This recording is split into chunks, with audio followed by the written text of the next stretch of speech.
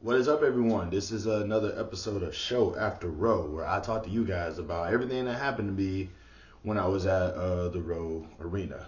Um, so I should have done this like for the past 2 days because I actually been going to the RoW arena since I went to the RoW arena on Thursday, Friday, and Saturday.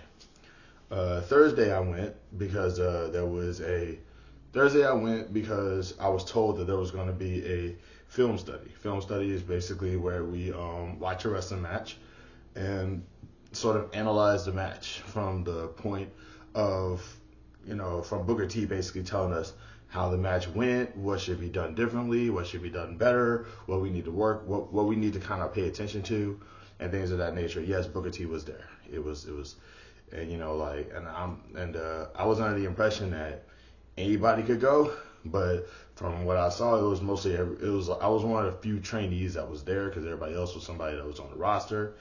Didn't know, maybe I misread it, but nobody told me to leave, so I stayed. Um, and then that Friday, I went to go train, and ultimately, I was basically told that I'm too out of shape to train. So they told me to just work out. So I did. I went over there. I worked out. There was a physical therapist that was there who ultimately kind of helped me out to sort of like learn me how to do certain things, and I actually got a lot done. I even wrote it down on my little handy dandy notepad. So on that day, I started off. I did 10 calf raises on the machine. Then I did 15 leg extension, 90 pounds, on another machine. Another 15 leg extensions on another machine. Did 5 pull-ups, which like I don't know why, but I feel like I can do more. It just doesn't. It's just a going down part and then coming right back up part, right, going all the way down and then just sort of picking up my body weight. Is like I realize how heavy I am now after doing that. By the way, this is rough. I need to shave this. I don't know. I did 35 squats. Just a little something just to see how many I could do without stopping. 5 burpees, another thing I was trying to do without stopping. 12 push-ups. I think I was just doing that to kind of just sort of wake my arms up. Then another 25 squats. And then I talked to, like I said, I talked to the physical therapist, and he basically told me, kind of like how to improve on my squats. Because the thing is, when I be trying to work out, is like, if I have to do squats before everything else, then my legs are jelly. So it's like I kind of gotta, my legs are jelly and I'm trying my best to just do things. It's just very frustrating. But ultimately so he had gave me some advice on how to improve my squats so I could get the hang of it, because the squats are going to be the essential part of the next assessment, and it's stressful enough as it is, y'all. But yeah, so I went over there to work out for Friday because it didn't. Yeah, I kind of was just told, hey, you're too big to be training. So you know what? That's fair. I went out, I worked out, and then Saturday, which was yesterday, which was the big show. Not the big show, but the event for me to like work camera, and a lot happened. A lot actually happened. It's actually more along the lines of just, how do I even start? I mean, to turn a phrase, all right. So, yeah, like I said, I went to the show, we did the show, and one thing about the show, I don't really like to spoil the show because they're gonna post it up on the YouTube later. But, just know that just know you're going to probably see me up in there holding the camera, just looking at all types of me out there. And I guess now's a good time to sort of address the elephant in the room, and that is that Hulk Hogan is no longer with us. And, honestly, I kind of, I ain't gonna lie, I thought he was going to live a lot longer. I thought he was going to be around. I thought he was gonna live to see 90. You know what I'm saying? But I have to address the even bigger elephant in the room, and that is how I should feel about Hulk Hogan. And needless to say, I do have mixed feelings about his passing. To start off, I was a child when Hulkamania was a thing. I was a child when Hulk Hogan was like the biggest star that he could have ever been, because at the time, Hulk Hogan was like I just remember just thinking about, I didn't know what professional wrestling was when Hulk Hogan was this big star that was on television. I just thought he was just this bodybuilder or football player who just happened to just be on TV a lot. I did not know who he was. I did not know what to make of him. You know what I'm saying? He just came across as this deep talking, mustached, person. You know what I'm saying? But obviously, the older I got, the more I got into professional wrestling. Obviously, I started to hear a lot of the rumblings that was going on. And I think what ultimately sort of like got me, I think what ultimately kind of made me think differently about Hulk Hogan, because when I was a kid, I saw him a lot, and I was immediately, I was a fan of his initially, because I was a child. I didn't like, it was like Hulkamania, you know what I'm saying? You gotta do the poses, I mean, like, he wasn't just a pro wrestler. He was a figure.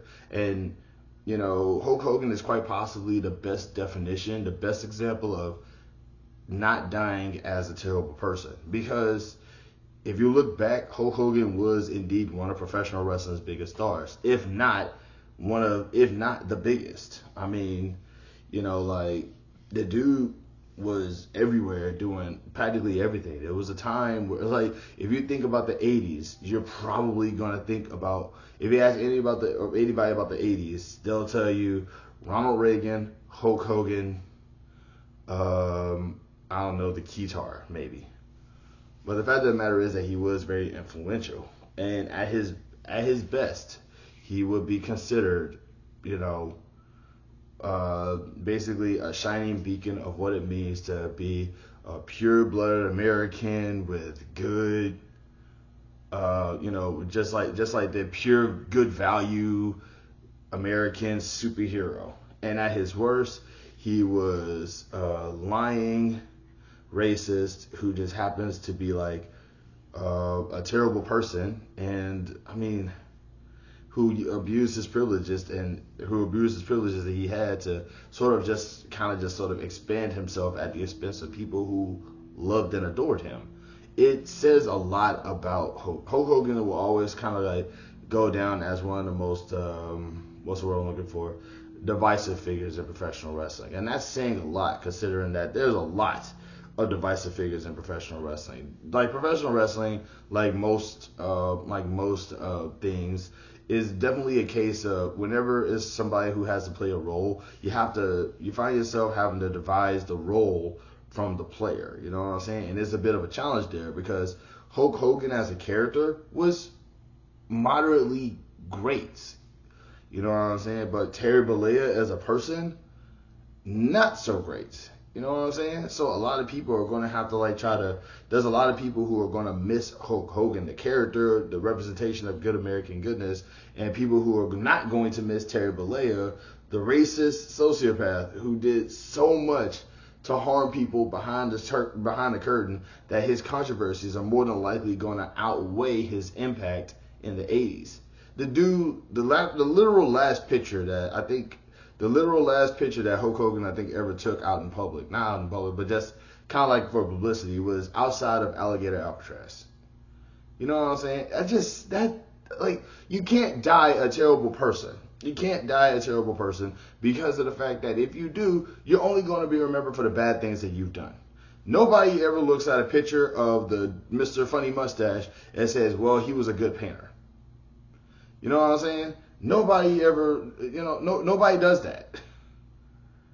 Nobody says, oh, well, they have some good points too. Because of the fact that if you find yourself saying that, you find yourself you have to question your defense there, buddy. Like, what is happening?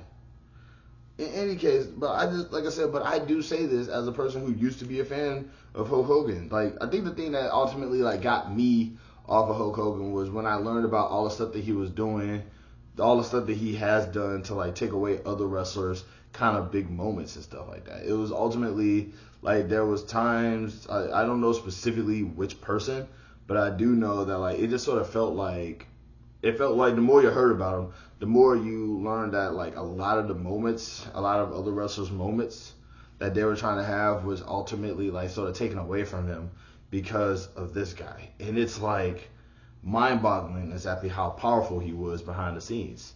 So, so it was like, was he promote, like he was basically pushing himself and promoting himself to be this all-American good person at the expense of people who were just trying to move up at their job, It's crazy. So it's like, yeah. And I think another thing that ultimately turned me off of him was the fact that after the X tape, he said the N-word a few times. And the thing is that like even then, I wanted to be shocked by it, but it's like, like I read Hulk Hogan's autobiography like when I was in high school. So it's like I knew you take away his wrestling career, you take away the impact that he had, you take away all that stuff, you take away his stardom, and he's still just some dude, some bass player for Florida who would have probably been like 100 pounds heavier if not for him wanting to become a professional wrestler.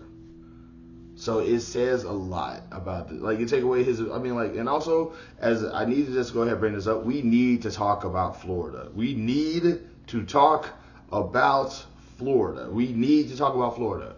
But the fact of the matter is that like at the end of the day, he's just some dude from Florida. And if you never know anything about Florida, you know that in certain parts, there's some kids out there who are probably being taught the N-word before they're taught how to spell their own names. So it's like, yeah, of course he was going to be this way. So I was disgusted, but I wasn't shocked. I wasn't surprised. I wasn't like, oh my gosh, he said the N-word, what? I would have been more surprised if he never said the N-word. Because once again, he's from Florida. Ultimately the thing that kind of hurt more was that like he was from Florida and he supported the Orange Menace. So, there's a lot that went into who he was in his later years because of the fact that it's like, it's not even like back in the day, back in the day, not everybody had a camera in their pocket. You know what I mean? Back in the day, not everybody had access to information as coincidentally as they do now. You know what I'm saying? It's just like, but now we got documents of this guy saying this stuff. We have proof that he is who he is. You know what I'm saying? So it's like, should we appreciate the character for being the an example of good American values and truth, justice, and the American way, or do we admonish the person who did the performing because he wasn't necessarily like actually taking his own values seriously? Like he's just there's a saying, I don't know if it's a saying or there's a thing where if you play a character enough times, you find yourself wanting to become that character. Michael K. Williams had this issue when he was playing as Omar. He and he had a bit of an identity crisis for a little bit because he didn't know, Michael K. from Omar. But there was like other people who had did this stuff too. If I'm not mistaken, the dude who played the Joker also had issues like this. I think I want to say Leto as well. But the fact of the matter is that like if you find but that was the thing, like if you find yourself playing a certain character enough times, you will find yourself inclined to try to be like that character. You know what I'm saying? But in the case of Hulk Hogan, it's there was a bit of a parallel there. Or at least he was tapping into the Hulk Hogan that, the implications would mean instead of what he represented on the surface, so to speak. So yeah, I guess I'm saying all that to say that while I will honestly say that Hulk Hogan's passing is a end of an era, so to speak, because of how impactful and how big he was, it is kind of sad that like he might end up becoming forgotten in the next few years because of his negative impact that he left literally days before he passed away. You know what I'm saying? Like there's so much that goes into like, nobody's telling you to be this obnoxiously good person, but at least don't die a bad one. You know what I'm saying? Like there's, But also, somebody made a joke about this. Like, what did Hogan know about the Epstein list? That's the funniest crap I ever heard, man. Because, I mean, what did he know? He is in Florida. We need to talk about Florida.